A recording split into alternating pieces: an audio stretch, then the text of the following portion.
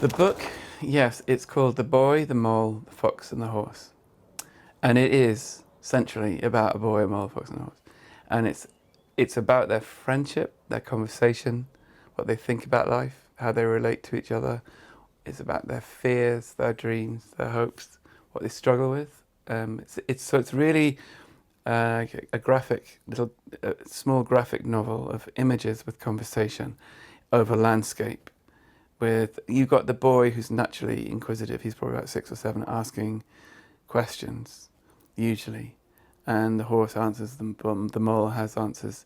The fox rarely speaks because the fox is being damaged by life, so he's silent essentially. But they love him. But he's silent. So the 4 of them just meander around, looking at things and chatting.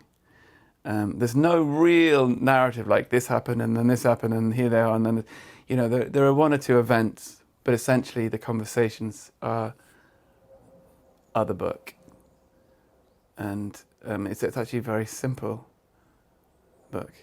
I wish I could describe it in a really clear way, but it's a book that I think, in essence, would need to be discovered. And it's a bit like trying to describe a cat. If you've never seen or met a cat, it's quite hard to describe.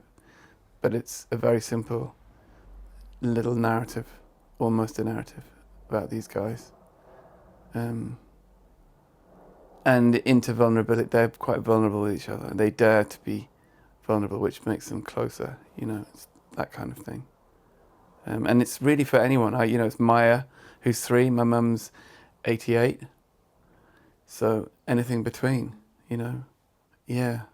And also, I think, when I was doing the early drawings, I have an Instagram account, and I would put the drawings on the account, and I really loved reading and responding to people and how they felt about the drawings. And I have quite a lot of people going, yeah, my son's struggling with this, or I am struggling with that, or I've got a horse like this. Yeah, the answers were so varied and moving, and they really helped me sort of generate the conversations and the direction of the conversations.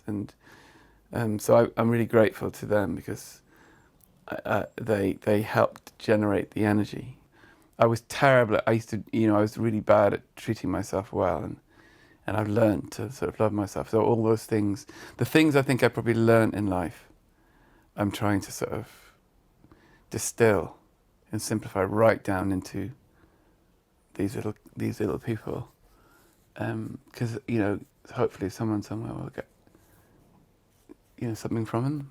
I have no idea, when you do it like this, which is quite open-ended and it's asking questions and it's not, there's a lot of space in the book for people to fill in.